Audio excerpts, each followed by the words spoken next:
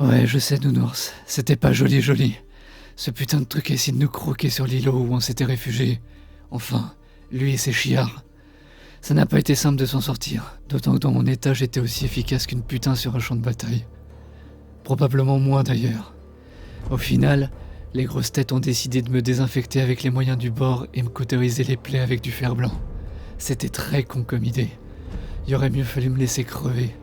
À leur place, j'aurais fait ça. Enfin, c'était ça ou canner, alors bon. D'autant que l'agnole et la drogue m'ont donné un putain de coup de fouet. Puis ça m'a donné l'occasion de te revoir.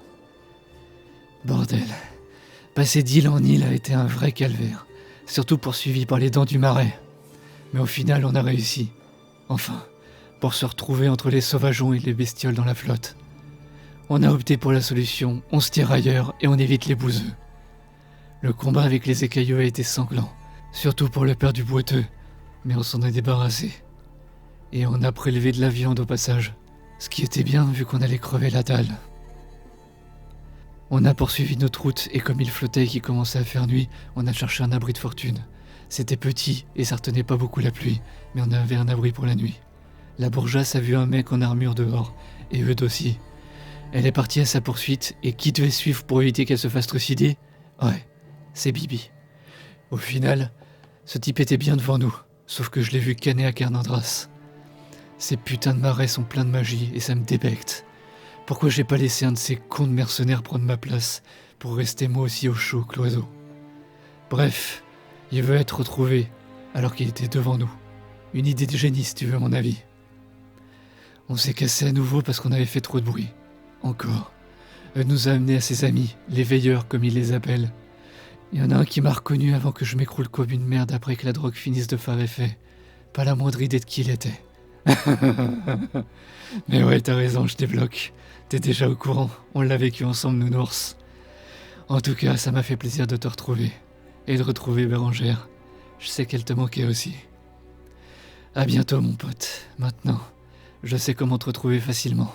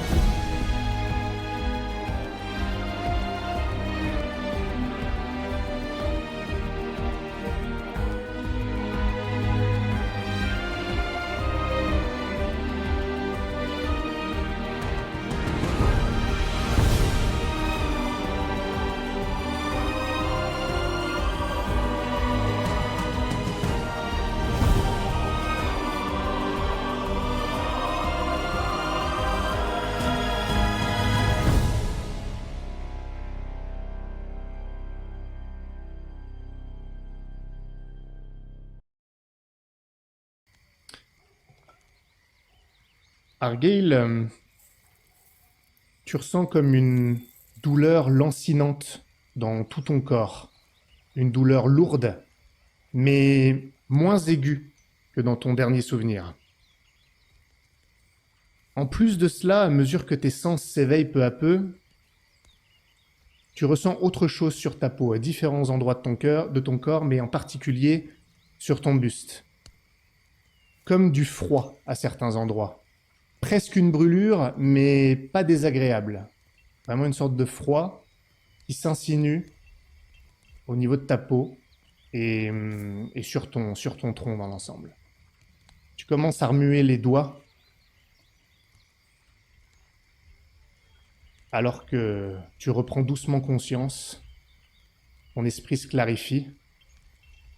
Tu entends la rumeur du bourbier, légèrement, et puis peut-être autre chose aussi, de l'activité, mais pas proche de toi. Qu'est-ce que tu fais? Ah, c'est quoi cette merde, putain? Tu devrais pas trop t'exciter.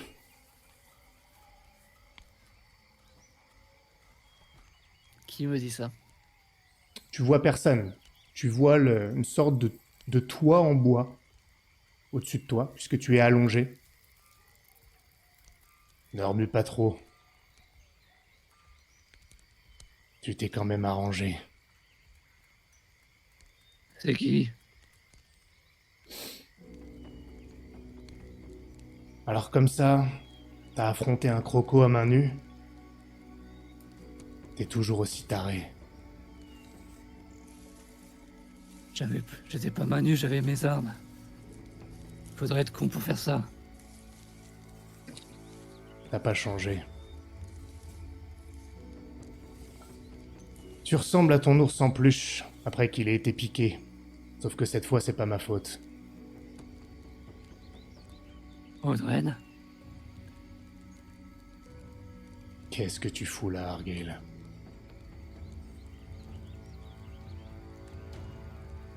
Toi, qu'est-ce que tu fous là, putain? Je croyais que t'étais à Bleu Argent. Ça fait un moment que j'y suis pas. Un long moment. Mais c'est une longue histoire. T'as vraiment pas changé. Toujours au mauvais endroit, au mauvais moment.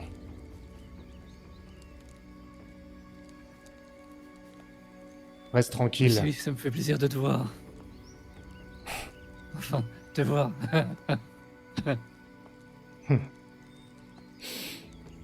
Tu peux relever la tête, mais bouge pas trop.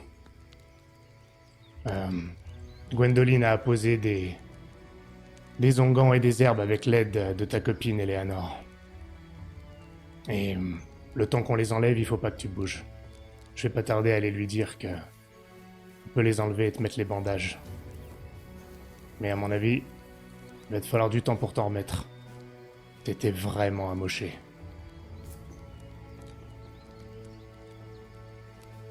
Merci.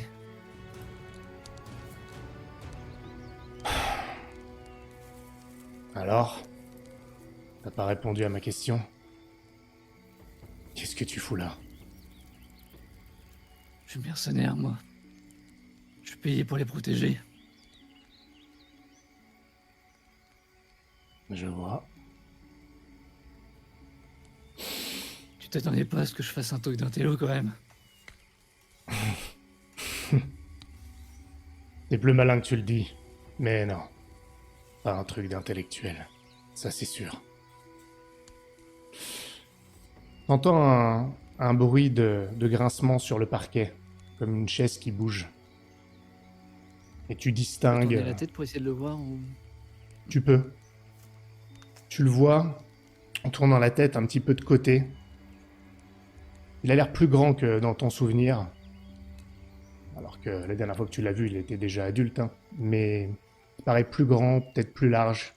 Mais surtout, t'aurais jamais pensé qu'il pourrait avoir une barbe comme ça. C'était plutôt le genre imberbe.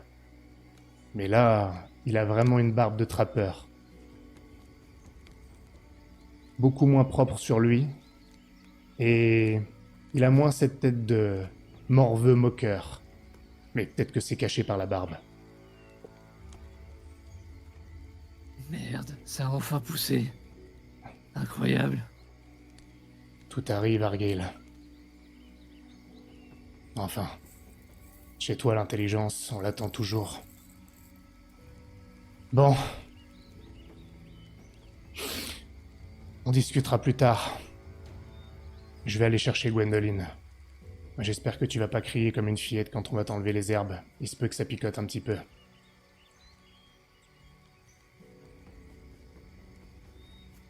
Ça ira tout seul. T'as pas besoin de ton nounours. Non, mais si tu veux venir me border tout à l'heure, y a pas de souci.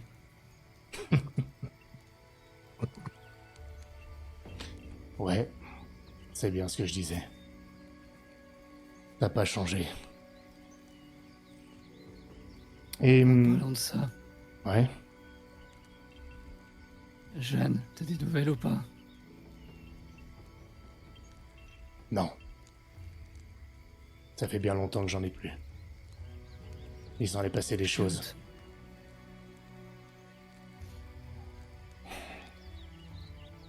Allez. À tout à l'heure.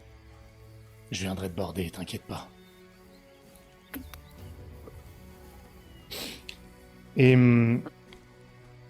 tu entends son pas qui s'éloigne et il s'arrête. Tu le distingues encore de dos en faisant un petit effort, tu essaies de te relever et quand même il y a une sacrée douleur. Et puis tu vois qu'il se retourne et il marche dans ta direction, près du lit sur lequel t'es allongé. Tu commences vraiment à te demander s'il va pas venir te border. Et il est vraiment très près. Et Argyle. Il tend son bras, comme du temps de la devise. Ciel bas, l'âme haute, mon frère. Je lui serre le bras comme c'est prévu. Il pose son autre main sur ton poignet. Et il se détourne, te laissant seul. Et juste avant, il tend le bras et il remonte ton drap au niveau de ton menton.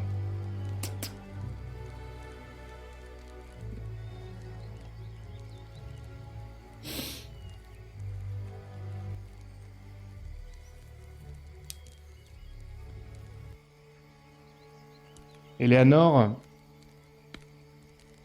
tu remarques Audreyne qui émerge de la cabane située juste en face de toi. Elle est perchée dans un arbre. C'est celle où se trouve Argyle en convalescence. Il s'approche de la balustrade et vos regards se croisent. Toi, tu es assise. Il te fait un petit signe de tête. Et puis, il s'appuie contre la balustrade en bois et il regarde en bas. Tu suis son regard et tu vois quelques enfants qui courent, qui jouent. Tout autour, il y a des gens, des villageois qui s'affairent, hommes, femmes, enfants. Et tu remarques Swazig qui est en train de marcher en discutant et elle a le bras enroulé autour d'un petit garçon, plus petit qu'elle. Et elle marche, elle est en train de discuter avec lui et elle le prend comme ça d'un air maternel, comme si elle le protégeait. Et tu sais qu'il s'agit du petit garçon d'Audreyne et Gwendoline. Il s'appelle Evan. Et elle est en train de marcher avec lui en l'accompagnant comme ça, en direction de Garland, qui est un petit peu plus loin. Lui aussi, il est assis à l'extérieur, quelques mètres de toi. Et tu remarques que Gwendoline est en train de vérifier son bras. Tu tournes la tête sur la droite et tu vois Audreyne qui finalement descend par les escaliers et il va rejoindre Eudes et Elias qui est en train de discuter également. Toi, Eleanor, tu es assise devant cet arbre, devant cette cabane, dans un atelier. Devant toi, il y a une petite table et tu es en train de travailler sur les griffes. Qu'est-ce que tu fais exactement ? Je pense que j'ai vu avec un tanneur ou alors quelque chose dans le genre pour rajouter, tu sais, des cuirs autour et renforcer légèrement, rallonger légèrement les lames qui devraient bientôt je devrais essayer de faire sortir par surprise. J'étudie le mécanisme et j'essaie de faire des plans en prenant des mesures en même temps. Et donc tu as été légèrement distraite lorsque Audreyne est sortie. Et à côté de toi, il y a du bruit, car tu n'es pas seul dans l'atelier. Renan également est présent, le frère aîné de Gwendoline. Un homme large d'épaules, avare de parole, mais plutôt cordial. Il est en train de tailler un arc composite qu'il est sur le point de bander pour la première fois. Il jette un regard dans ta direction, et tu vois que depuis tout à l'heure, il jette des regards furtifs en direction de ta création et de ce que tu es en train de faire. t'a donné accès au matériel. Vous avez eu maille à partir avec des Belgae. Oui, c'est comme ça que je les ai récupérés. C'est très ingénieux, non? J'en enfile une. En fait, l'objectif est... Je le regarde et je jauge voir si ça l'intéresse vraiment ou pas. Non, non, ça l'intéresse. Et donc, je reprends. L'objectif est simple en réalité. Il suffirait de faire en sorte qu'elle soit rétractable afin de pouvoir prendre les gens par surprise. Puisque je n'ai pas de force, c'est la meilleure des stratégies, je pense. Quand on veut manipuler une arme et tuer quelqu'un. Il te regarde distraitement. Tu sais pas s'il t'écoute. Il travaille sur son arc. Vous avez l'air doué. Intéressant. Mais c'était pas ma question. Je voulais savoir ce qui s'était passé. Belgae, Ashnak, ils sont tous après vous. Oui. Oui. Tous. Disons que le bourbier a l'air d'assez mal réagir à notre présence. Que ce soit les Ashnak ou les Belgae ou même les gens de Pont du Palu. Quelque chose de particulier à votre sujet qu'on devrait savoir?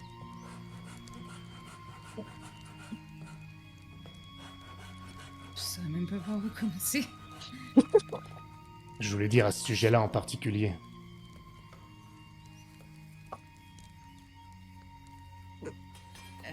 Vous savez pourquoi ils sont après vous?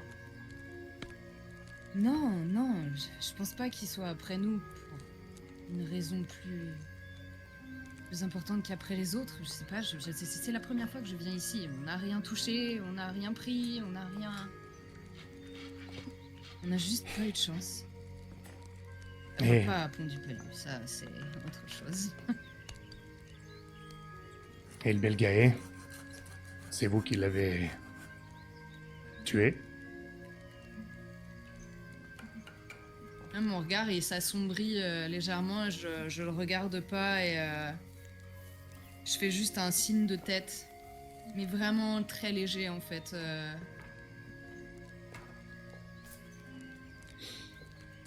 Depuis que nous sommes partis, beaucoup de gens sont morts sur la route. Et je ne sais pas comment ils font pour avancer. Je regarde en direction de la maison où est Argyle. Je les sens tous à côté de nous et... Vraiment. L'habitude, la nécessité. Vous n'étiez pas habitué, vous, c'est ça? Première fois, Je premier ne coup. veux surtout pas m'habituer. À mon avis, vous n'allez pas avoir le choix. Une question de survie. On a toujours le choix. Mais fais un geste du menton. Vos chances de survie sont considérablement accrues avec ce bestiau à vos pieds. Même moi, j'oserais pas m'approcher. N'est-ce pas? Sacré morceau. Oui. Il m'a mordu. C'est comme ça qu'on s'est rencontrés. Je confirme qu'il vaut mieux éviter de l'énerver. Ça commence souvent comme ça, les grandes amitiés.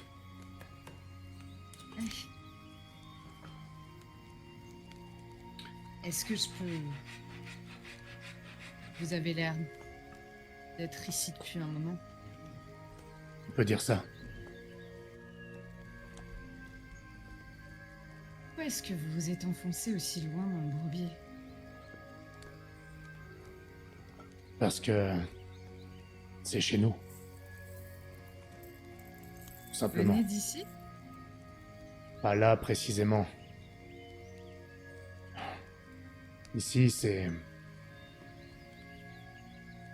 pas mon village d'origine, c'est là où on s'est établi, nous les veilleurs.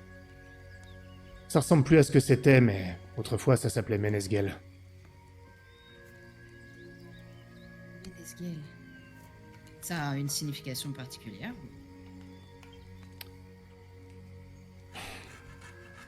C'est le nom d'un de nos héros.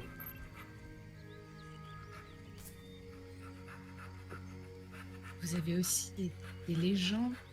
Bien sûr, je suis bête. Quand je dis nous, c'est pas vraiment les veilleurs, c'est dans la culture du bourbier. C'est assez hétérogène. Les légendes varient d'un clan à l'autre. On a reconstruit sur les ruines de ce village. Avant, il n'y avait pas autant de cabanes perchées.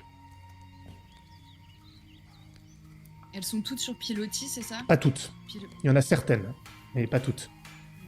Comme des points d'observation. Oui, je trouve ça assez ingénieux en soi. C'est-à-dire en cas de forte pluie. Enfin, c'est. J'en avais rarement vu. De là d'où je viens, il n'y a pas de. Tu vois, quand il te Et regarde, quand je il... dis Pardon. de là d'où je viens, je. Enfin, Toi qui te regardais fixement, il était vraiment attentif, mais il rebondit pas sur ton hésitation, sur là où tu viens. Et il les veilleurs. Je n'ai pas osé demander à Audren ni à Gwendoline. Les veilleurs de l'arbre. L'arbre de Calliope.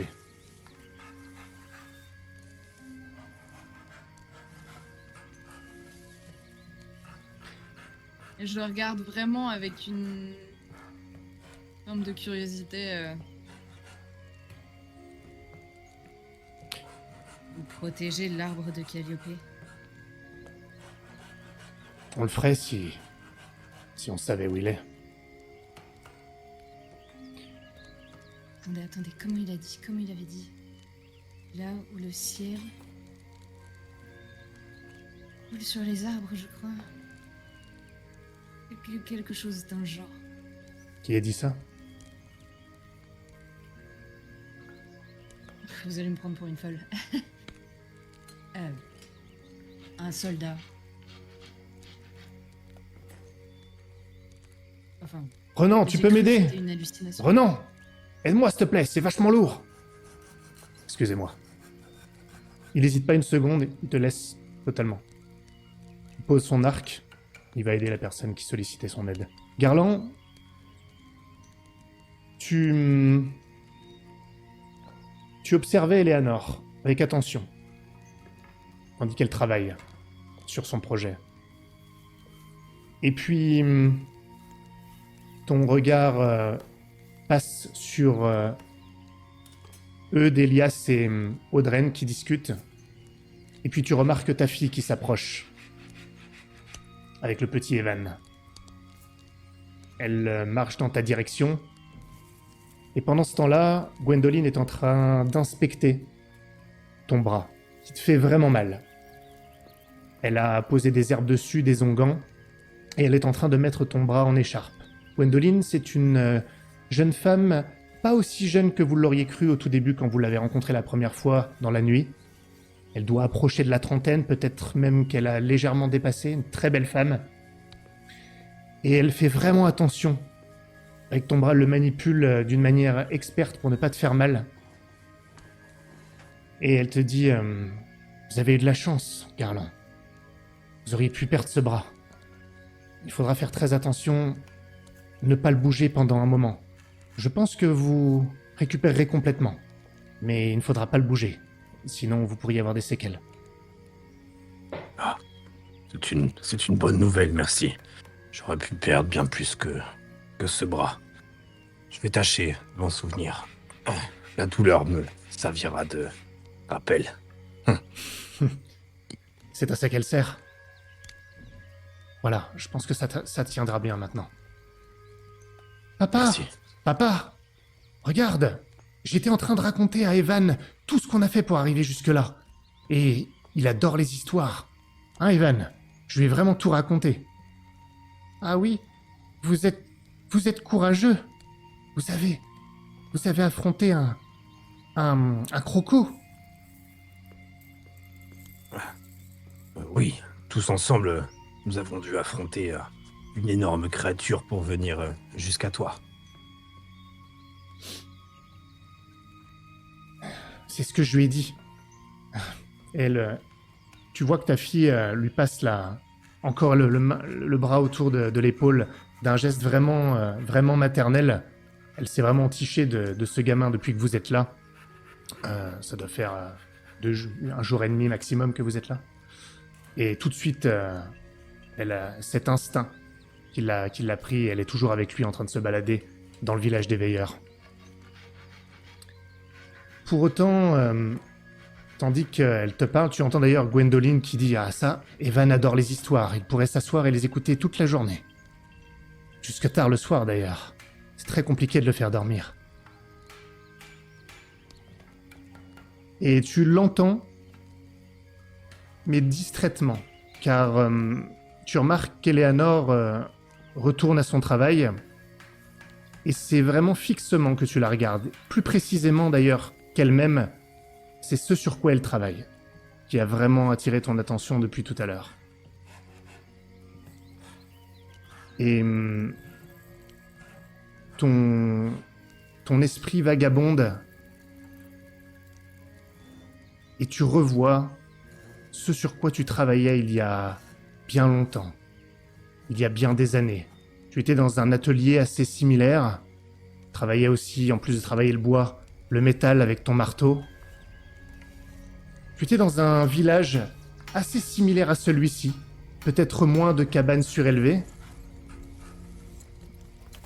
Et tu travaillais sur ton projet, sur la genèse du projet. Et alors que tu travailles, tu entends quelqu'un. « Salut Garland. C'est Morvan, un jeune homme, il a 14-15 ans. Et souvent quand ses parents sont partis en patrouille ou à la chasse, il vient te voir. Et il aime que tu lui apprennes des choses. Je peux venir ? Ah, Morvan, bien sûr. Tiens, prends cette pince. Tiens-moi ça. Ne bouge pas, surtout. Et j'essaie d'un gros coup de marteau, ça projette des étincelles un peu partout. Ouf. Ah, tu tapes fort. Enfin, t'aurais dû me prévenir. J'ai pas encore ta carrure. Ça viendra avec le temps. Il faut que tu te renforces. Et je lui mets une grosse bourrade sur l'épaule, tu vois, ça le fait trembler. Bon, je dirais pas aïe alors cette fois. Je vais pas te donner cette satisfaction. Là. De toute façon, tu sais ce que je vais faire ? Je vais attendre que tu sois vieux. Le temps joue contre toi. Ce que tu oublies, c'est qu'avec le temps vient l'expérience, et même si je serais moins rapide, je serais bien plus malin. Tu as beaucoup à apprendre encore. Ah, je peux être que d'accord avec toi. Il se penche, il enlève les pinces, il les pose. Mais tu fais quoi exactement ? C'est quoi ça ? Je travaille sur une sorte de griffe. C'est pour vous aider. Ça vous aidera. Ça vous rendra des services, sûrement. Je me suis inspiré d'une créature que j'ai croisée dans un autre village il y a longtemps. D'accord, une griffe. Et mais ça s'utilise comment ? Oui, regarde. Bah, comme ça. Et je prends l'appareil en fer sur lequel je travaille. Et il y a une sorte de poignée sur laquelle qu'on peut saisir à la main. Et du coup, ça fait un prolongement de l'avant-bras et de la main, et ça ressemble à une énorme griffe. Waouh.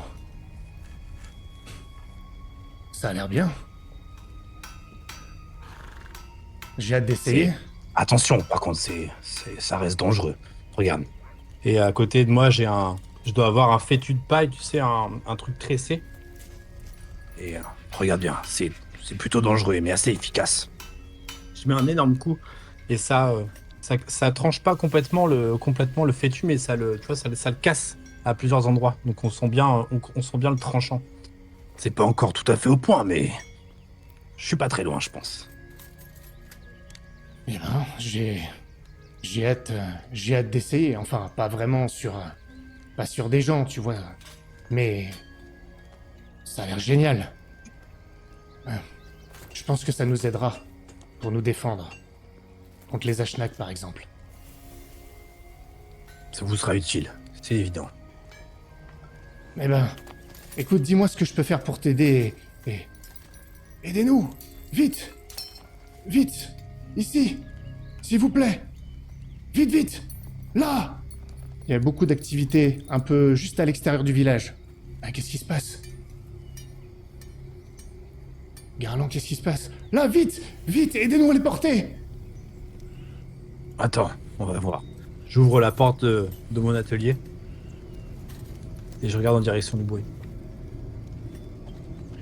Et tu vois qu'il y a beaucoup de villageois qui y vont et il y a les chasseurs qui sont en train de revenir. Et ils portent quelqu'un qui a l'air blessé. On a un blessé! On a été pris dans une embuscade d'Ashnak! Mais... Et... Mes parents, ils étaient avec vous! Ils sont où? Père! Mère! Morven commence à y aller. Garland, retiens-le! Garland! J'essaie de l'empoigner par le Lâche-moi! par le cou de l'épaule. Lâche-moi! Attends, reste là. Où sont... Attends. Où sont... Ils sont où? Ils sont où? Laisse-moi, Garland! Non, Morvan, reste avec moi. Je suis désolé, petit. Tout va bien. Et il te regarde, il fait le nom de la tête. Attends, Ils ont été je tués. deviens livide. Non! Non! Non! Père! Mère!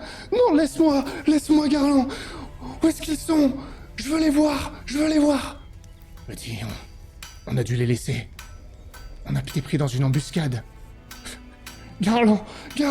C'est pas possible, dis-moi que c'est pas possible! Père! Mère, me laissez pas! Non! Tu vois qu'il s'écroule par terre, il y a les pinces qui tombent, il les fait tomber, Il faut qu'on s'occupe du blessé, Garland. Occupe-toi du petit. Je hoche la tête et je me mets les genoux aussi dans le sol au même niveau que Morvan. Non, bah Garland, ils ont tué mes parents. Garland, je suis tout seul maintenant. Je suis tout seul. Je suis avec toi, Morvan. Regarde-moi dans les yeux. Je lui prends le visage, tu vois, dans mes mains pour le forcer à me regarder droit dans les yeux. Je suis avec toi. Je t'abandonnerai pas. T'es pas seul dans le bourbier. Tu m'entends, Morvan? Ils sont plus là.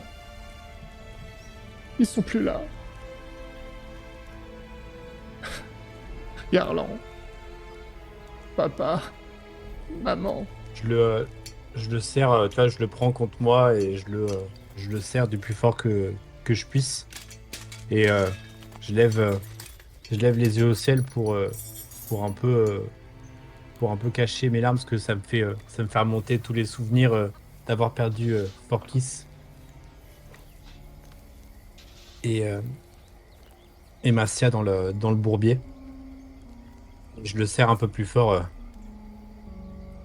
Le bourbier reprend et parfois le bourbier rend. On les retrouvera. On retrouvera ceux qui t'ont prêté part, Morvan. Et tu l'écartes de toi et tu vois le visage de Morvan couvert de larmes. Ce visage jeune qui te rappelle celui de ton fils. Ton fils que tu vois maintenant au village des veilleurs. Il vient d'émerger d'une des cabanes un peu plus loin. Il boite. Il a maintenant des vêtements propres. Il est en compagnie de ta femme Béatrice qui est en train de le soutenir, de l'aider à marcher. Ils ont l'air de discuter. Et ils marchent dans ta direction.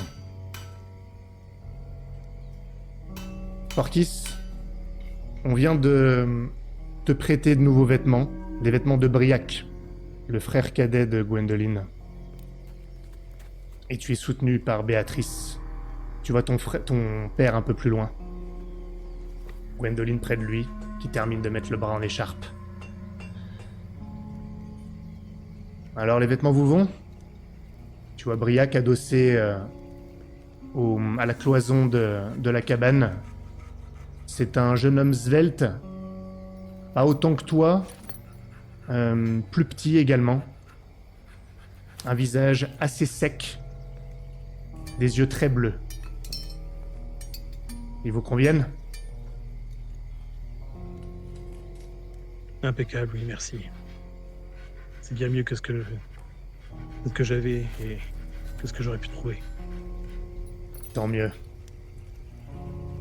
C'est les miens. Au cas où on vous l'aurait pas dit.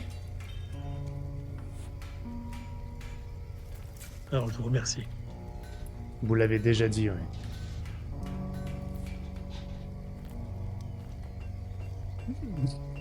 Je vois que vous boitez.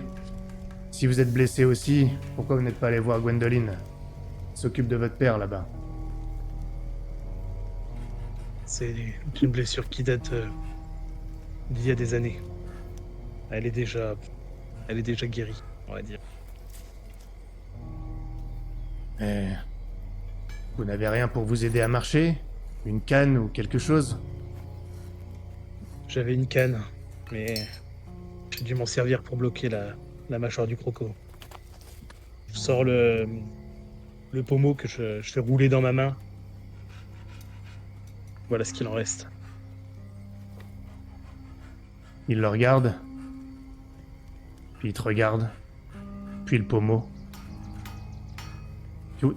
Tu sais pas lire ce qu'il y a sur le visage, mais il y a eu quelque chose. C'était le pommeau de votre canne, ça? Ouais. Ben... Peut-être que tout à l'heure vous pourriez aller voir mon frère Renan à l'atelier. Il peut peut-être faire quelque chose, vous en refaire une. Ou j'en sais rien, vous prêter les outils. J'entends dire que votre père peut aussi faire quelque chose à ce niveau-là. Il est doué de ses mains. Enfin, ce que vous voulez, mais restez pas comme ça. Oui. Ouais, chérie. Et je regarde un peu autour de moi et je dis t'arrives pas à m'y faire, mais depuis que je suis là, j'ai comme un sentiment de déjà vu. Ben... Je sais pas. Vous êtes déjà venu à Ménesguel? Quand il dit le nom du village, je grimace. Oui. Dans une autre vie. Et je tourne la tête vers Garland en disant ça.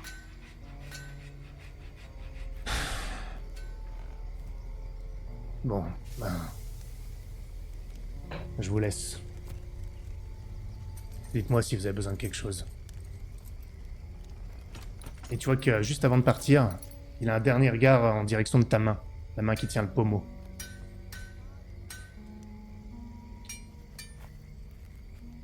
Allez, viens, allons voir ton père, Forkis. C'est Béatrice. Oui. Écoute, Forkis, là vous marchez en direction de Garland. Je crois pas vraiment t'avoir remercié pour Garland. Alors, sur le chemin, j'ai bien cru qu'on allait tous mourir et j'ai été terrifié pour Swazig, mais vraiment, merci. Merci pour ce que t'as fait pour lui.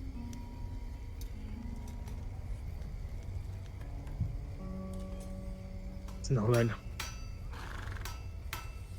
Je ne pouvais pas abandonner ma famille.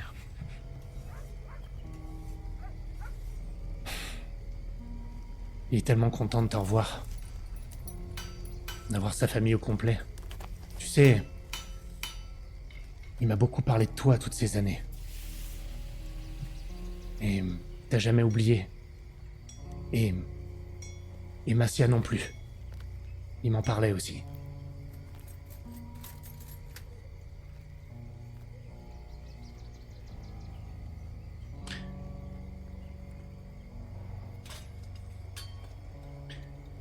Vous arrivez à hauteur de Garland. Garland, tu les vois arriver. Gwendoline se tourne vers vous. Comme je disais à votre mari, il faut juste qu'il soit prudent avec le bras. Il s'en remettra, mais s'il l'utilise trop, ça pourrait laisser des séquelles irréversibles. Je compte sur vous pour le tenir pour qu'il se tienne à carreau. Merci, Gwendoline.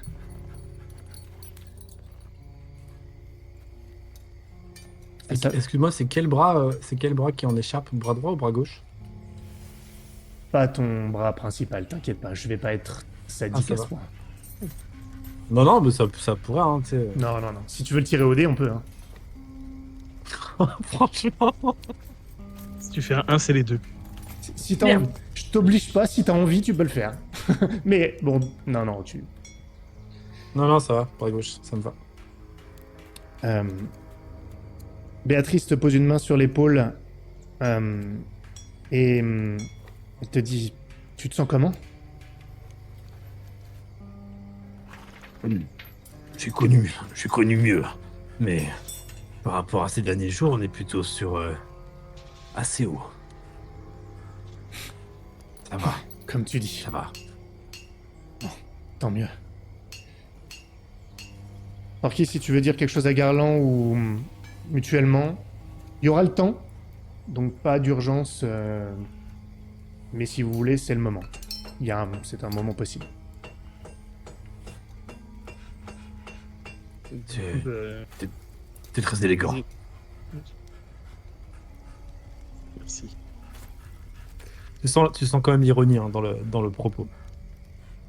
Je relève pas spécialement, j'ai l'habitude en fin de compte qu'on se moquait de moi à bleu-argent du fait que j'avais moins de moyens que les autres. Et donc ça me passe un peu au-dessus. Je te remercie comme si c'était un réflexe plus qu'autre chose.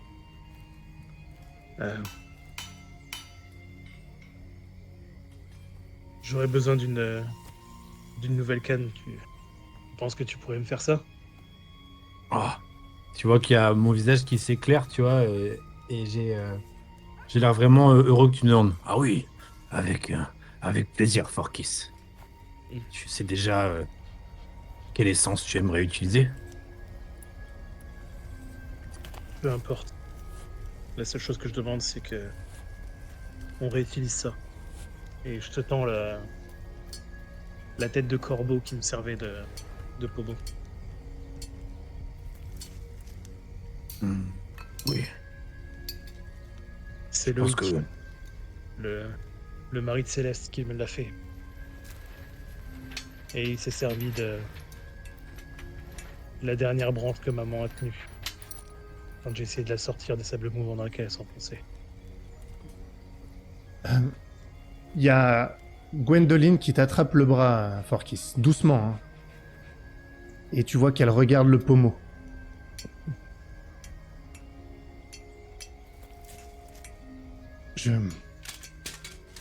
Elle te regarde comme si elle te dévisageait. Souci. Non. Je ne sais pas. Rien. Vous dites que... Qui vous a fait ça? Loïc. C'est le mari de Céleste, ma mentor. Et où était-il? A prendre du palu. Il y a des années de cela. Et tu vois qu'elle regarde par-dessus ton épaule. Et Garland, tu vois que un peu plus loin, derrière Forkis, il y a Briac qui se tient et tu vois qu'il s'échange un regard avec sa sœur Gwendoline.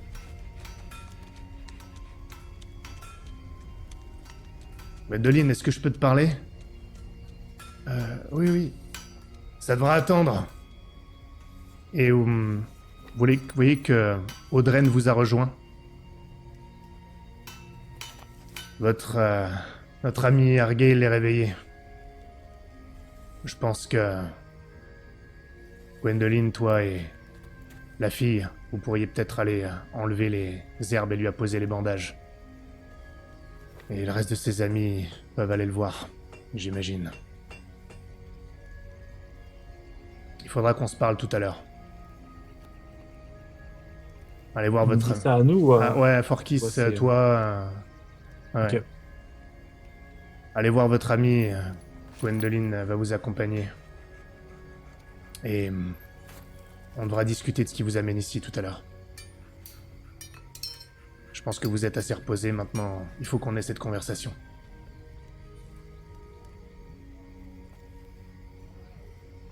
Entendu. Briac et Gwendoline s'échangent un nouveau regard. Et Audren s'éloigne. Venez, suivez-moi. Eleanor, tu as vu que Audren avait quitté le trio, donc Elias et Eudes, pour aller rejoindre Garland et Gwendoline. Et tu vois que Elias se détourne d'Eudes également. Mais tu les vois tous les deux face à toi. Elias est en train de se diriger vers toi. Et tu croises le regard d'Eudes par-dessus son épaule. Il regarde dans ta direction. Et Elias s'approche. Quelle est ta réaction? Je vais me lever et je vais appeler Prince, aller en direction de Garland et... Ah ouais.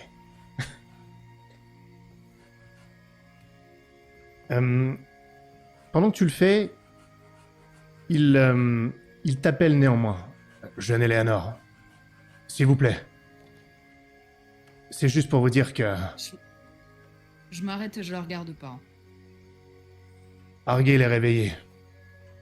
Si vous voulez y aller pour aider Gwendoline avec les herbes et les bandages.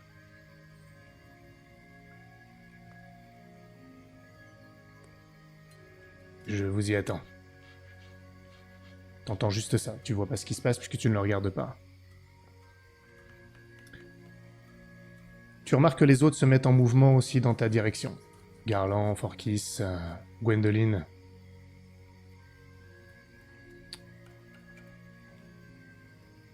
Et c'est Gwendoline qui s'approche de toi. Avec tous les autres, bien sûr. Elias a dû vous le dire. Argyll est réveillé. Vous me donnez un coup de main, Eleanor, pour lui mettre les bandages. Retirer d'abord les herbes que nous avons apposées sur ses plaies. Je regarde quand même dans la direction de la maison où est Argyll. Voir si Elias y monte ou pas. Il attend en bas de l'escalier. Il a rejoint Eudes. Ah, pardon.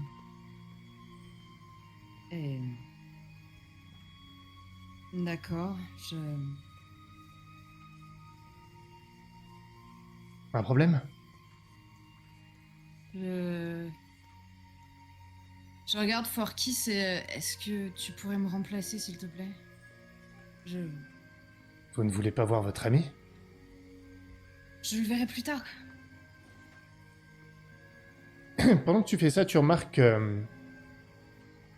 Elias et Eudes ont une discussion et en même temps ils te regardent. Et tu vois Eudes qui baisse la tête et Elias qui arrive dans votre direction. Renan a besoin d'aide, je vais l'aider. Et il a un regard dans ta direction de gêne, d'inconfort, et il s'éloigne.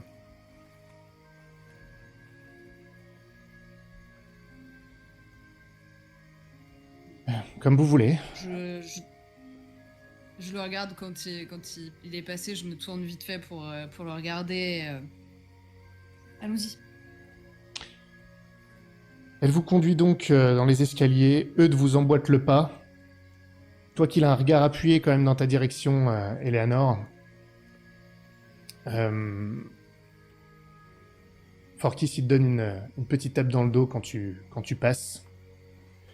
Et Garland te gratifie d'un salut de la tête. Et vous rejoignez la hutte où est allongé Argyll bordé. D'ailleurs, comment il te trouve? Sachant que on t'a conseillé de pas trop bouger, mais comment il te trouve?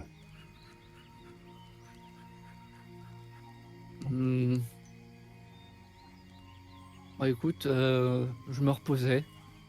J'avais bien profité. J'étais un petit peu en train de somnoler, je pense. Parce que là, avec le drap, avec la fatigue.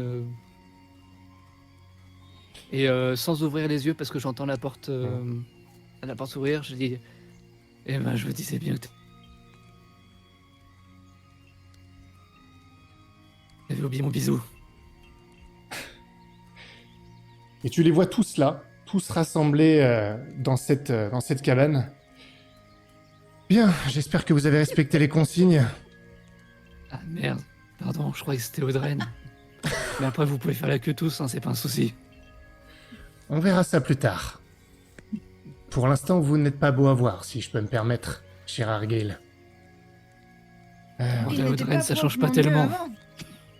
Allez, quelqu'un pour me donner un coup de main? Et elle s'approche et elle enlève le drap pour révéler donc le torse d'Argyle avec toutes ces plaies qui sont cachées par des grosses feuilles qui ont des herbes, enfin beaucoup d'herbes qui ont été apposées sur les plaies après qu'on y ait mis des onguents.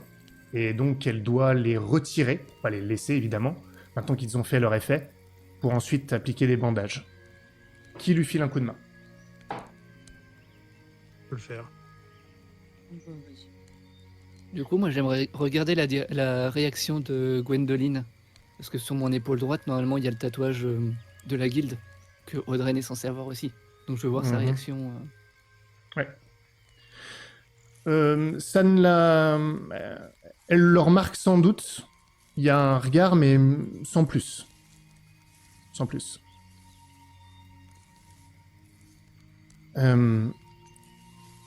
Forkis, donc vous commencez à enlever les herbes. Et Forkis, toi, tu as vu Argyle blessé depuis le début.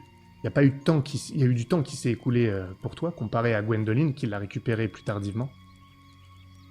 Et lorsque tu enlèves une des herbes, tu te fais d'abord une réflexion. Tu te dis que peut-être ta mémoire te fait défaut. T'enlèves les autres. Et il y a quelque chose de pas normal. Dans le sens où toutes les plaies sont en phase de cicatrisation avancée. C'était vraiment des plaies très importantes. Il était vraiment dans un état dramatique. Vous avez l'air de bien récupérer. Que je reconnais les herbes qui ont été utilisées.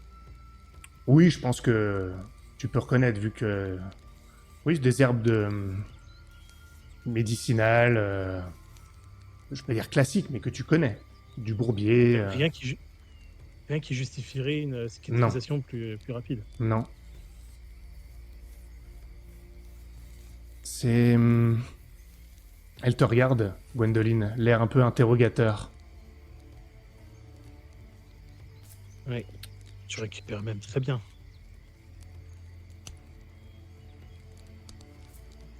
On le voit, nous, ça, ou pas? Si tu t'approches en entendant ça, tu pourras le constater, oui. Alors oui, je m'approche forcément.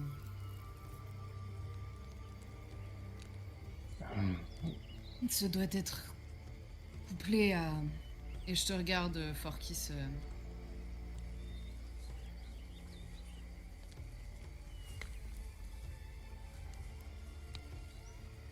Du coup, je me regarde aussi. Les plaies sont belles, du coup. Par rapport à ce que j'ai l'habitude, après les combats et tout ça... Ah, mais oui, mais surtout que là, t'étais vraiment considérablement amoché, t'avais des plaies ouvertes. Ah oui, non, mais j'ai cru que j'allais canner. Moi, même Argyle pensait qu'il allait mourir. Donc, et là, elles sont encore fraîches, mais elles sont en phase de cicatrisation avancée. Et en fait, tu te poses la question, tu te dis qu'en fait, t'as pas bougé parce qu'on te l'a conseillé. Tu sens une douleur, tout ça, mais depuis le début, t'as l'impression que tu pourrais te lever. Eh bah putain, et je me lève. Attendez, vache. faites attention quand même. Gwendoline, vous êtes vachement balèze. J'ai quelques connaissances, mais je vous avoue que ce n'est pas normal.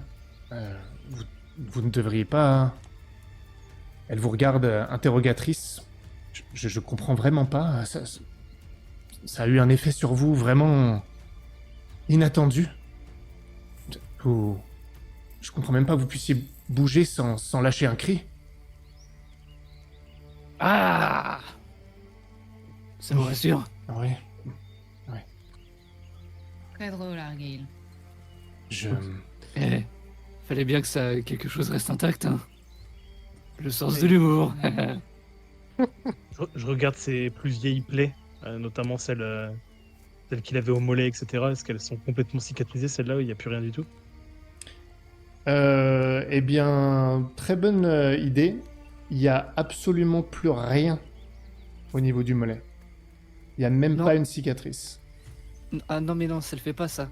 Les cicatrices c'est important, il faut en avoir. C'est bien. Alors, tu as les anciennes cicatrices que tu avais de guerre, tout ça, ça n'a pas bougé. Ok. Mais là, il n'y a plus rien. Je me décale et je montre à Eleanor. Même sur son Moi, mollet. je vais me pencher et je veux regarder, tu sais, aux endroits où il va y avoir les artères, etc. Je veux chercher du noir, voir si ça... S'il y a plus de chances que ce soit l'engeance ou le rêve bleu. Tu regardes, tu vois rien. Arrêtez de bouger, Argyle. Tu vois rien de particulier. Tu cherches des traces. Tu vois rien.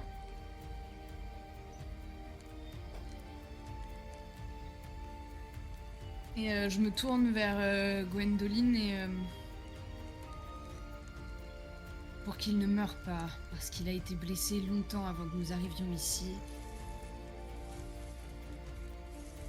Et il a pris du rêve bleu. Est-ce que c'est possible que ce soit...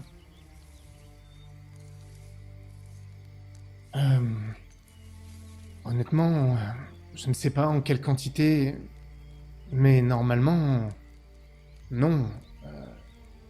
Non, ça peut avoir tendance à réduire peut-être l'effet de la douleur, des blessures, mais de là à les guérir, à moins qu'il y ait des propriétés que je ne connaisse pas, ça me paraît... Enfin, je n'en ai pas entendu parler. C'est vrai que je me sentais invincible un petit peu. Ouais. Oui, vous étiez encore plus insupportable. Mais je ne sais pas, je ne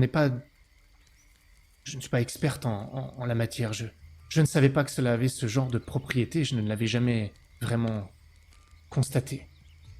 Bon, on s'emmerde, allez hop. Je mets vite fait des fringues et je sors. Avant qu'il se lève complètement, j'essaie de me concentrer sur lui pour voir si je ressens la faim ou pas.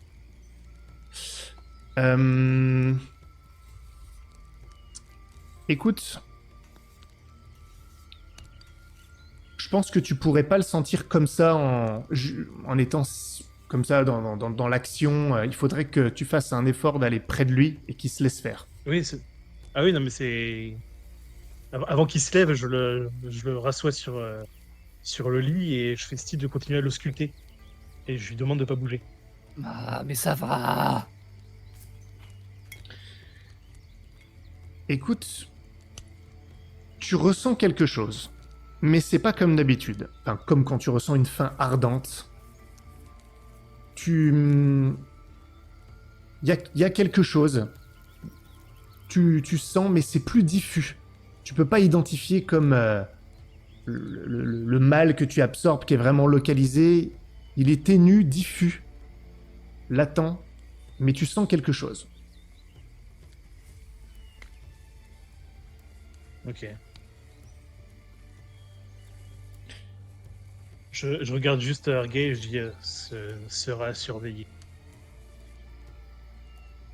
Gwendoline, Bon, maman, je peux aller courir. un instant, c'est Eudes. Gwendoline, tu peux aller dire à Audreyne qu'on va aller vous parler comme il le souhaitait. J'aimerais avoir une petite conversation avec eux avant. Oui, bien sûr, Eudes. À tout à l'heure, on vous attend. Dites-moi si vous avez besoin de quelque chose. Sans vouloir abuser, j'ai la Bizarre. dalle. Oui, ça attendra, Argyle. Tu pourras manger juste après. C'est eux de là? Ouais. Ah, rabat-joie. Il s'assoit là où Audren était tout à l'heure, et il pose ses pieds sur la table. Bon. Maintenant que tout le monde est réuni, tout le monde va bien, félicitations Argyle, ça a l'air d'aller super bien. Je vous ai amené là. J'ai quand même besoin de savoir à quoi m'en tenir et il y a une conversation qu'il faut qu'on ait. J'aimerais bien qu'on l'ait avant que vous parliez à Audren et aux frères de Gwendoline. Nous poserons sans doute des questions que j'ai besoin de savoir. Quelle corde j'ai nouée autour de leurs pieds. Et ce à quoi ils peuvent s'attendre maintenant. Il te regarde, Eleanor. Quand on était dans les bois, avec ce truc-là, qu'est-ce que c'était exactement? Parce que j'ai pas bien compris. Et vous avez parlé de Carnandras. Vous êtes là, vous bossez pour la Pharèse? Non. Oui. Non, grand Dieu, non. Pardon. Non. Avant, oui. Mais maintenant, nous travaillons pour Grégoire, qui lui-même travaille pour... Je regarde Forkis. On ne sait pas qui. Pour la Delmérie. Ah non, pas douter. D'accord. La question c'est qui en Dalmérie? Alors, c'est pas vraiment la question que je pose. La question c'est, est-ce que les veilleurs peuvent s'attendre à ce qu'un bataillon pharésien débarque ici pour je ne sais quelle raison, parce que visiblement vous avez des liens avec Carnandras. Et j'ai besoin de savoir ce qu'ils sont. Maintenant que vous êtes là. Théoriquement, ils doivent nous croire, me croire morte. Ou...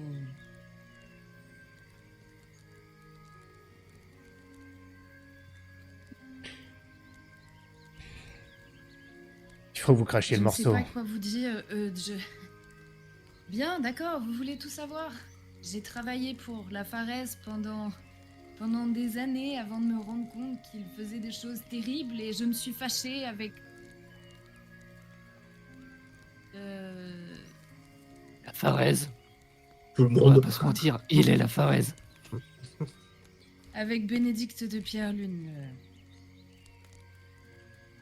L'archevêque. l'archevêque de Carnandras. Ouais, non, c'est la Il a voulu Pharèse. me faire tuer et j'ai failli y passer jusqu'à ce que Forkis et Argyle et Alibert viennent me libérer. Suite à...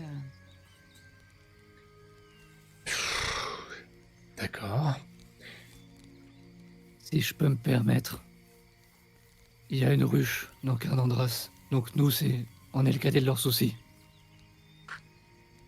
Au-delà de ça, avant de partir, l'explosion, ils doivent croire que nous sommes morts.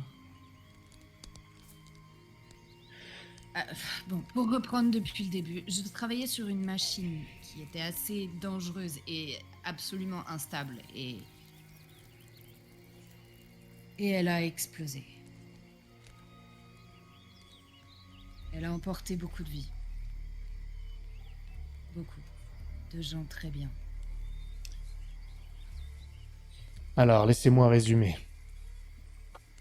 Vous étiez bien en Pharèse. Vous travailliez sur une machine qui était importante pour eux. Visiblement, l'archevêque lui-même était attaché au projet. Vous avez tout fait péter. Mais vous essayez quand même de me dire qu'on risque pas d'avoir un bataillon qui va venir jusqu'ici pour vous retrouver. Disons que je l'espère plutôt que... c'est- Mais qu'est-ce que vous avez foutu? La survie. Oui. Moi, j'ai fait tout le contraire de la survie à ce que je vois, et je vous ai amené ici. Et ce qu'on a vu dans les bois, c'était quoi? Vous avez parlé de Carnandras quand vous étiez face à cette chose. Qu'est-ce que c'était exactement? À Caranandras, il y avait des... Moi, je suis ingénieur, mais j'ai commencé en tant qu'alchimiste. Et lorsque j'étais jeune alchimiste, j'ai traité un jeune homme du nom de Colbert qui... Enfin, j'ai traité. J'ai manqué d'empoisonner. Enfin, je l'ai... Enfin bon, quoi qu'il en soit, il y avait des expériences sur des êtres humains et il faisait partie des sujets. Il est mort, théoriquement. L'incendie aurait dû le tuer et... Il est mort 2 fois, du coup. Je l'ai vu se faire décapiter. Ça n'a aucun sens. Tout ce que nous vous racontons ne peut avoir aucun sens. C'est-à-dire que les expériences, elles étaient pas très jolies. Ils étaient plus vraiment comme nous quand ils sortaient de laboratoire. Bon, Vous On a- voyez, on en discutera plus tard. Pour l'instant, c'est pas le plus important. Dites-moi si vous jugez que je me trompe. non, j'allais simplement vous dire que nous ne savions pas ce que c'était vraiment, puisqu'il est improbable que ce soit vraiment cet homme-là, et il y a plus de chances que ce soit quelque chose qui vienne du bourbier, n'est-ce pas? Je ne sais pas, une légende, vous aviez parlé de feu follet, Forkis, ou de... Bon, oubliez ça pour l'instant. On en parlera aux veilleurs. En tout cas, il faudra pas leur cacher ça. Cette histoire de Pharès, d'archevêque, le fait que vous en veniez. Et vous, Argyle, vous venez d'où? Du même endroit qu'Audren. D'ailleurs, je suis pas sûr qu'il soit très très joyeux de savoir que c'est Grégoire qui nous envoie. Non, ça je peux vous le dire. J'ai eu une petite discussion avec lui en privé. Bon, venez avec moi. On va parler à tout le monde. Ils veulent savoir pourquoi vous êtes là. J'imagine que plus aucun d'entre nous n'a d'armes. Si, Si? si. Aussi. Ok. Je travaillais sur les griffes juste avant. Si, vous avez tout ce que vous voulez avoir.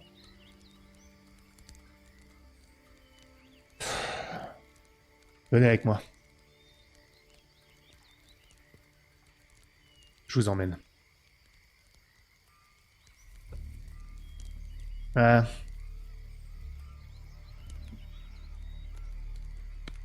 Non, en fait, je vais avoir une conversation privée avec eux d'abord. Je préfère que ce soit moi qui fasse passer la pilule de ce que vous venez de me dire. Non. Laissez-nous le leur dire. Comme Il vous vaut voulez. mieux que ça vienne de nous, que nous, ce soit une preuve de notre honnêteté. Nous n'allions pas leur cacher de toute manière. Très bien. Et puis, il y a moins à craindre de la Pharès que de Pont du Palu actuellement. Ça aussi, il va falloir en parler. Vous... Excusez-moi, vous ramenez quand même vraiment toute la merde. D'ici et d'ailleurs. Bon, Ouais. c'est pas grave. Ils en ont vu d'autres. Venez avec moi. Eudes, j'ai une question avant qu'on y aille. Oui. Je remontre le pommeau. Gwendoline et Briac ont l'air d'avoir réagi quand ils l'ont vu. Vous savez pourquoi? Non, pas la moindre idée. Je pense que si ça les a fait réagir, ils vous en parleront. Mais bon, c'est qu'un pommeau. Ouais. Ouah. Bon, venez. On les fasse pas attendre. Vous quittez la cabane perchée et il vous fait traverser le village.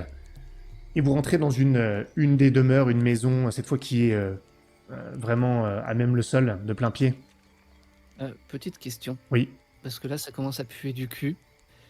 Est-ce que dans les alentours, les gens, ils continuent à faire leur truc ou ils ont l'air de nous surveiller, d'entourer un peu la maison, tu vois ce que je veux dire? Alors, il y a les gens toujours qui vaquent. Maintenant, il y a aussi des archers, des claniques qui sont là et qui patrouillent. Mais ça, c'est le cas depuis que vous y êtes. Ah, c'est aussi grand que ça, je pensais vraiment que c'était un tout petit truc en fait, C'est un petit village. C'est un village. Ah oui, mais quand même village. Moi, je pensais que Ouais. c'était deux trois maisons, Non, non, non, non, c'est un village. OK. C'est un village. Ouais, j'avais pas du tout compris ça. Ouais, ouais. OK. Non, il y a de la vie, il y a des enfants, mais il y a il y a des guerriers, des archers qui patrouillent, qui sont là, qui sont justement sur certaines tours de guet perchées dans les arbres, dissimulées, mais c'était le cas depuis que vous étiez là. Vous n'êtes pas particulièrement tenu à l'œil, si c'est ta question. OK. On vous emmène à l'intérieur, enfin, il vous emmène à l'intérieur, et c'est comme une sorte de grande salle j'allais dire de festin, il y a une grande table, tout ça est en bois, alors c'est très artisanal, hein, la maison aussi, c'est bien fait, ça fait quand même rustique, mais c'est assez grand. Il y a des tables, il y a des chaises, il y a de quoi vraiment discuter. Une sorte de grande table triangulaire d'ailleurs, plutôt vers le fond de la pièce. Et c'est là que sont attablés Briac et Renan. Gwendoline, elle, est assise sur un des bords de la table. Et Audren, lui, il est debout. Et ils étaient en train de discuter. C'est bon, je vous emmène la compagnie. Ils ont des choses à partager avec vous. Je pense que vous pouvez leur faire confiance. Ils sont honnêtes sur les explications. Je m'en porte garant, jusque-là en tout cas.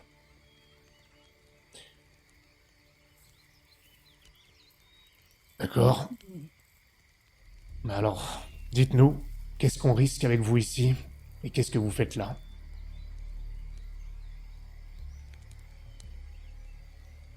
Vous risquez... Vous risquez d'abord Pont du Palu. Nous avons libéré Garland des joues de Père Benoît Aventin. Il était emprisonné, mais puisque c'était le père de Forkis, nous l'avons libéré. Pour... D'accord. Un instant. Ce Vous, n'est pas... Garland.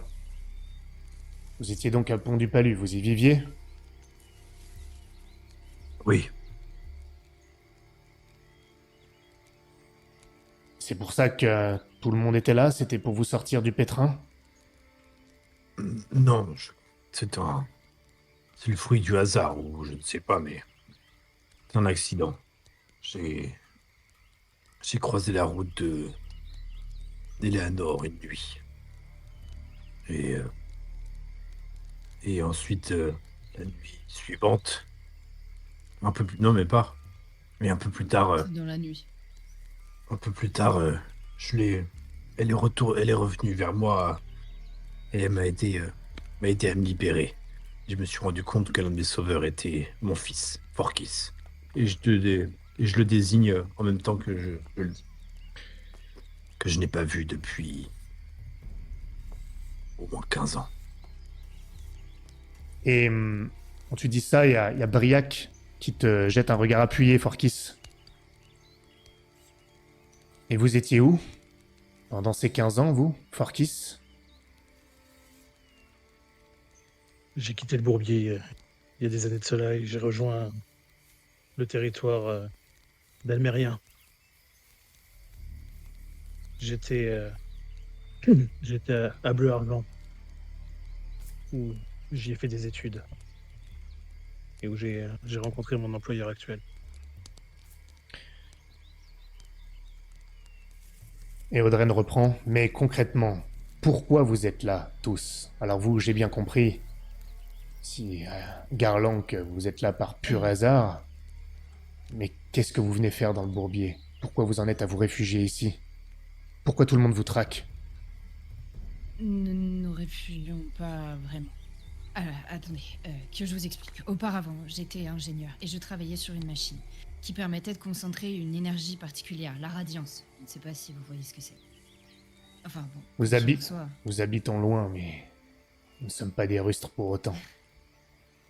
Pardon, ce n'était pas du tout ce que je sous-entendais, c'est juste que je ne connais pas cet endroit. Alors. On ne vous connaît Bref, pas non toujours plus. est-il que. Oui.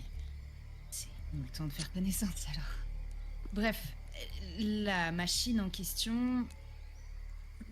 Vaut cher. Enfin, elle Ah, permettra de grandes trop avancées. d'explications superflues, droit au but. Alors ne m'interrompez pas. Ah, Tout le monde veut cette machine, je peux la créer, d'accord? Donc, lorsque la Pharez m'a emprisonné et menacé de me tuer, quelqu'un en Dalmérie a décidé de me sauver pour que je puisse construire cette machine. Or, pour construire cette machine et la terminer, il nous faut de la résine de Calliope. Voilà. Raison pour laquelle nous nous trouvons ici, vraisemblablement. enfin, pas ici. Ici, c'est parce qu'on était pourchassés, mais... Et donc tout ça, c'est piloté par notre ancien mentor, Argyll, si je comprends bien. Sur une tenure. En tout cas, c'est papa. Papa, hein. Hmm. Mais... on n'est pas cons. On sait très bien qu'il bosse pour quelqu'un, mais on sait pas qui. Et donc ça veut dire qu'on risque de se prendre Pont du Palu. À quel point on risque de les avoir ici? Garland, qu'en est-il du père Benoît Aventin? Dans quelle disposition est-il ces derniers temps? Disons qu'il m'a dans le nez. Il est plus revêche qu'il en est. J'ai l'impression qu'il veut prendre le pouvoir sur le bourbier et les clans.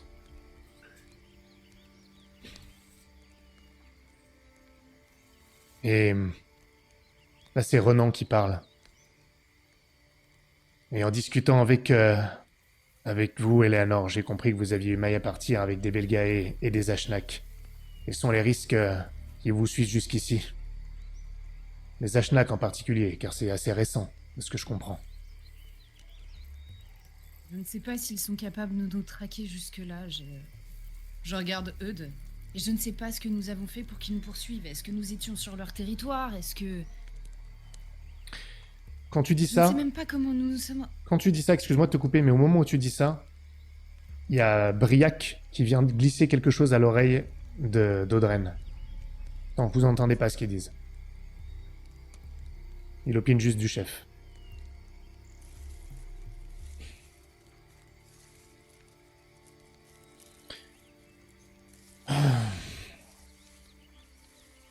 D'accord. Quant aux Belgae, nous les avons croisés lorsque nous sommes arrivés dans le bourbier. Enfin, plus profondément dans le bourbier, mais ils ne s'attaquaient pas à nous, en réalité. Ils s'attaquaient à un autre chargement. Il y a peu de chances pour qu'ils nous poursuivent, eux. Du moins, je l'espère. Qu'est-ce qui vous fait dire ça? Quoique... Est-ce que entre eux et nous, il y a Pont du Palu? Et qu'ils se sont pas Après- approchés de Pont du Palu quand on est parti? Sauf si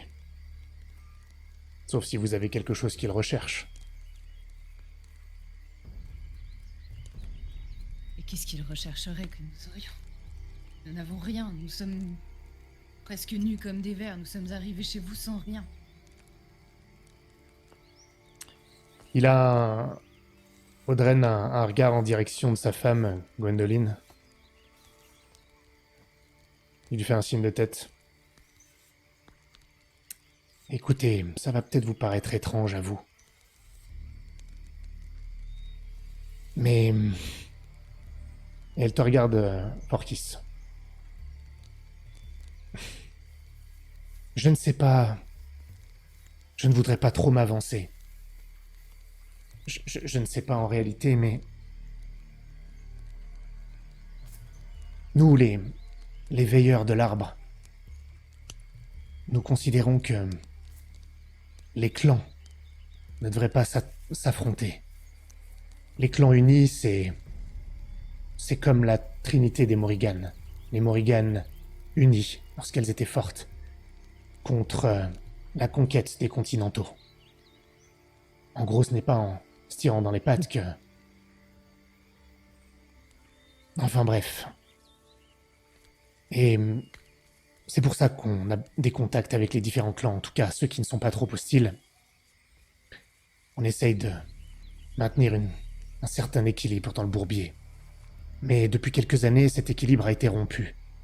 Parce qu'il y a de plus en plus de résine de Calliope. Et nous pensons que ça a un rapport avec l'arbre. L'arbre qui est en train de se réveiller. Et s'il se réveille, c'est qu'il y a une menace.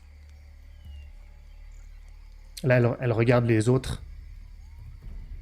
Et c'est Briac qui met sa main comme ça, d'un signe de ralentir. Attendez. Je croyais que vous ne saviez pas où était l'arbre. Non, on ne sait pas où il est. Comment pouvez-vous savoir qu'il s'éveille? Parce qu'il y a de plus en plus de résine. Mais ça a créé tout un déséquilibre parce que les continentaux sont de plus en plus présents, et donc ils gagnent de plus en plus de terrain sur les clans, ce qui les rend de plus en plus agressifs, et ce qui exacerbe les rancœurs entre clans. Tout est plus violent, tout est plus déséquilibré. Et nous sommes là à essayer de chercher un moyen de maintenir une forme d'union. Et nous pensons que l'arbre est nécessaire, qu'il est en danger, mais que nous avons besoin de lui, de l'arbre de Calliope. Et nous pensons qu'il faut le trouver, qu'il faut le... Pour utiliser un mot que vous comprendriez peut-être, vous qui êtes scientifique, le réveiller d'une certaine manière. D'une certaine manière, ces fruits contiennent le ciel. Je sais que pour vous, c'est... Peu importe. Non, ce n'est pas rien, et je me tourne vers Eudes. C'est ça dont il parlait. Le chevalier noir, Colbert. Oui, j'ai rien compris à ce qu'il a dit, mais... Là où le ciel coule. Sur les arbres. Ça doit avoir un rapport. Même si ça me paraît... Enfin... Oui.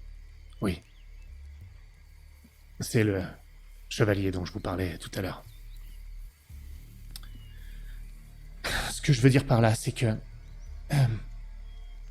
là où je veux en venir, et elle te regarde toujours, Forkis. Je suis ce qu'on pourrait appeler une... Ça fait un peu pompeux, mais... Une vestale de l'arbre de Calliope. Je reçois des... visions de lui. Et de plus en plus, tandis qu'il s'éveille. Et je vois souvent un corbeau qui se dirige vers l'arbre. Et juste après, je vois un petit garçon qui... Un enfant, plus précisément. Je cours vers un fanal. Il court et il réveille l'arbre. L'arbre bourgeonne, tandis que l'enfant approche de l'arbre, pose ses mains sur l'arbre. Le corbeau se pose sur une des branches de l'arbre. Et il bourgeonne à nouveau, et ses fruits poussent.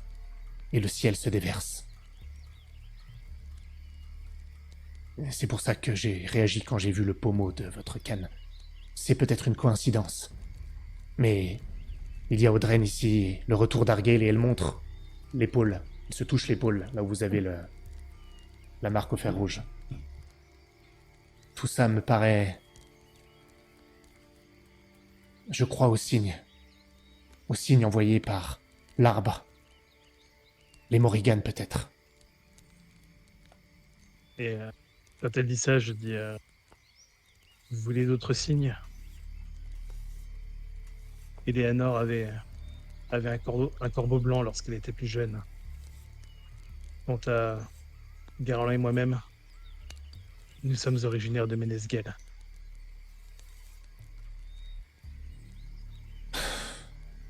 Ils se regardent tous. Je regarde Eudes et je dis quelle est la probabilité pour que, sans que vous le sachiez, vous nous rameniez exactement là où tout a commencé pour moi et lui? Ne me regardez pas, moi j'ai juste essayé de vous aider. Parce que je suis un homme foncièrement bon, comme vous l'avez tous remarqué. Non mais je suis d'accord, et après ça se retourne contre nous. Et voilà, c'est toujours comme ça.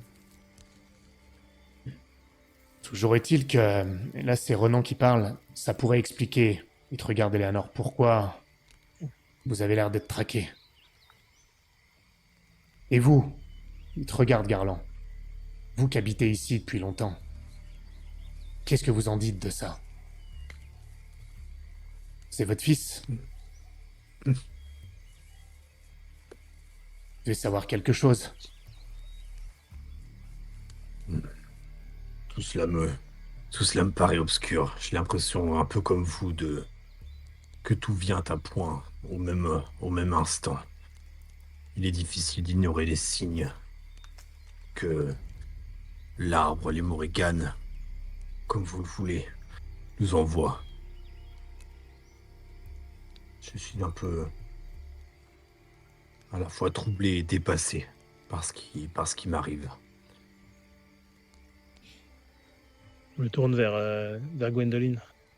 Vous dites être une vestale de l'arbre. Comment se déclenchent ces visions? C'est lorsque vous dormez, lorsque vous touchez quelque chose ou quelqu'un?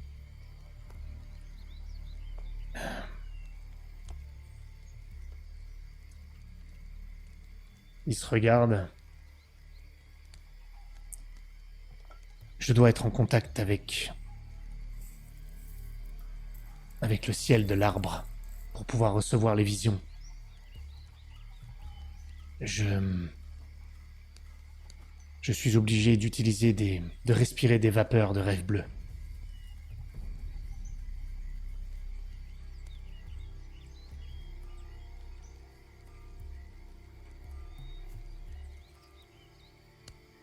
Eh bien, si ça ne vous dérange pas, j'aimerais que nous essayions. Je déboutonne ma chemise pour montrer les tatouages. Depuis que je suis petit, j'ai acquis un don pour faire parler Morrigan. Celui de pouvoir aspirer, dévorer tout mal ou maladie qui peut résider en quelqu'un.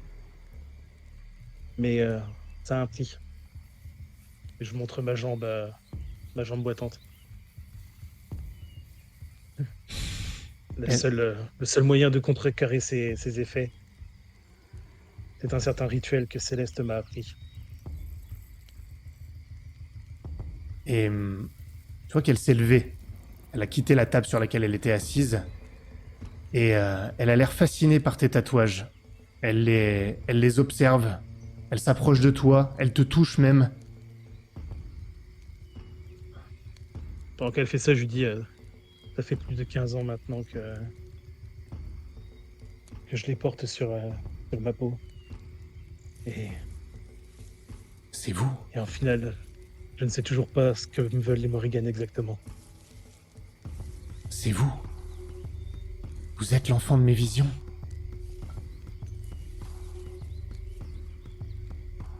C'est vous qui réveillez l'arbre.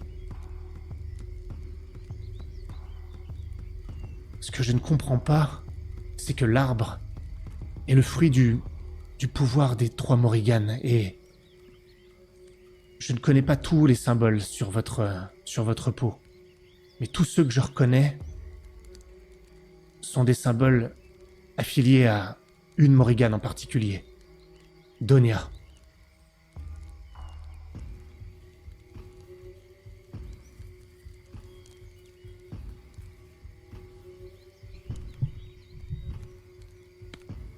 Alors, peut-être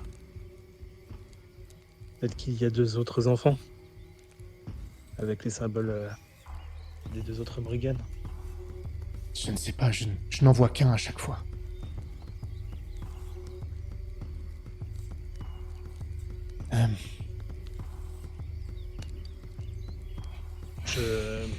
Est-ce que moi je sais si les Ashnak ou les Belgae vénèrent en particulier une Morrigan Non, ou pas? toi tu sais pas. Non. Non. Du coup, je vais lui demander. Et si nous partions du principe, comme vous l'aviez dit, que les Ashnak ou les Belgae en avaient après notre groupe, en avaient après moi, pourrait-il que ce soit les autres Morrigan, des Sponia Ectonia qui leur aient dit? Ça a forcément un rapport. Cela a forcément un rapport. Les clans veulent des choses différentes. C'est pour ça que nous n'arrivons pas à créer cette union. Nous prônons le rassemblement des Morrigan pour l'arbre de Calliope. Tandis que certains veulent autre chose. Les Ashnak, en particulier, vénèrent Donia. C'est ça que je ne comprends pas, mais ça explique peut-être pourquoi ils étaient sur vos traces.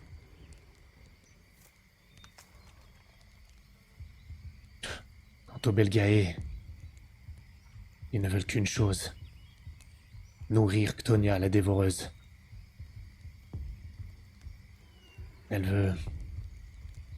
Ils veulent qu'elle dévore tout le pouvoir restant des Morrigan.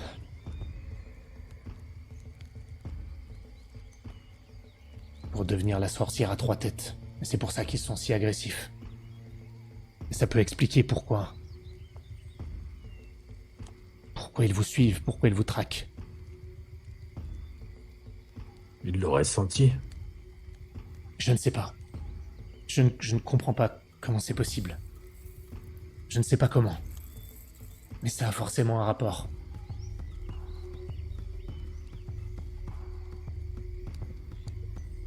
Lorsque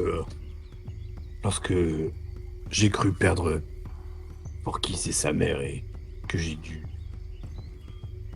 quitter mon village, j'ai trouvé un refuge dans le bourbier. Enfin, un corbeau qui m'avait mené là. Et dans cet endroit, il est une ancienne habitation qui avait été délaissée. Il subsistait une sorte de berceau à l'intérieur. Et c'était sous un arbre. Se pourrait-il que cet arbre soit celui que vous cherchiez? Je n'en sais rien, peut-être. Mais difficile à dire. Vous le reconnaîtriez, à mon avis. L'arbre de Calliope est quelque chose de magnifique. Forcément, il contient le ciel. Je ne sais pas. Je ne pense pas, mais peut-être. Je ne comprends juste pas pourquoi. En tout cas, ça explique pourquoi elle vous traque. Ça veut dire que ça risque de les attirer ici.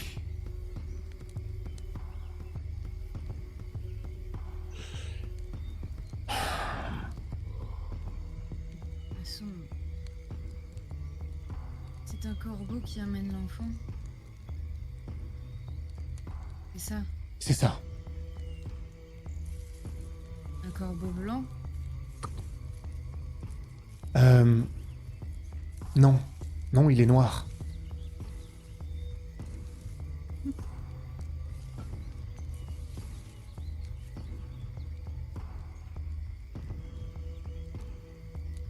Celui qui nous a... Nous avons croisé plusieurs fois un corbeau blanc. Alors tout s'explique, sans vraiment s'expliquer. Ah. Écoutez, il faut que nous discutions entre nous.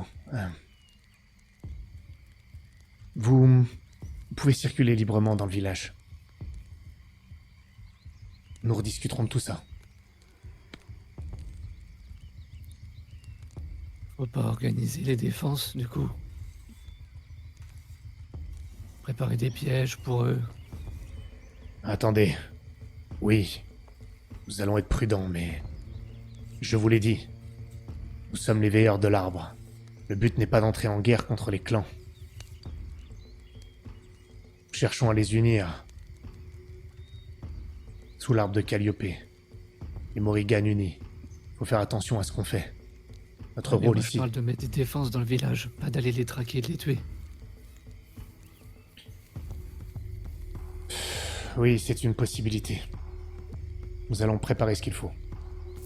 Si tu veux aider Argyle, tu peux voir ça avec Ronan.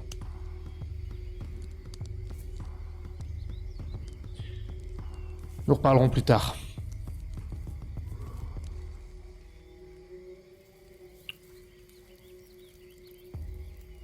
Eh bien, Ronan, avant de partir, pourrais-je utiliser votre atelier? Il est à votre disposition, du moment que vous ne perdez rien. Non. Je ferai attention et je monte mon bras, une écharpe. Je suis interdit de faire trop de mouvements. Parfait.